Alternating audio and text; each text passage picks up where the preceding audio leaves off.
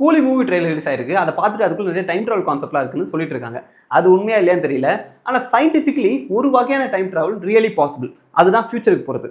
ரொம்ப simple example என்னன்னா, ஒரு ட்வின்ஸ் பிறகுறாங்க ஓகேங்களா. அவங்க 2 பேருக்கு ஒரே ஏஜ் இருக்கு. அதில் ஒருத்தர் மட்டும் ஆஸ்ட்ரோனட்டா மாறி ஸ்பேஸ் ஸ்டேஷன் போயிடுறாரு. ஸ்பேஸ் ஸ்டேஷனில் பூமியை சுற்றிட்டே இருக்காரு. அந்த ஸ்பேஸ் ஸ்டேஷன் மூலமா ஒரு வருஷமா அங்கே அப்படி பண்ணிட்டு இருக்காரு.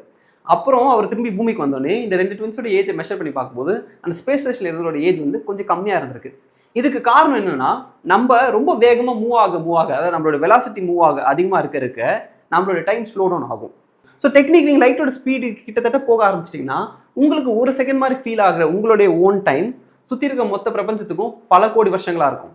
ஸோ நீங்கள் பல கோடி வருஷங்கள் ஃபியூச்சரில் எப்படி இருக்கணும்னு பார்க்கறதுக்கு நீங்கள் ஜஸ்ட் வேகமாக போனால் மட்டும் போதும். ஏன்னா உங்களுடைய பயாலஜிக்கல் கிளாக் ஸ்லோவாக ரன் ஆகும் சுற்றி இருக்கிற பிரபஞ்சத்தை விட.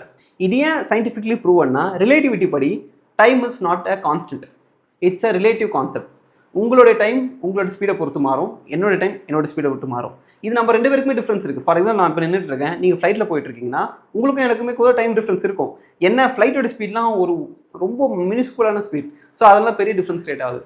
ஆனால் லைட் ஸ்பீடுக்கு நீங்கள் கிட்ட போக போக இந்த டிஃப்ரென்ஸ் பெருசாகிட்டே இருக்கும். ஸோ இது போல் இன்ட்ரெஸ்டிங்கான கான்செப்ட்லாம் தெரிஞ்சுக்க நம்ம ENS சேனலை மறக்காமல் ஃபாலோ பண்ணுங்கள். தேங்க்யூ.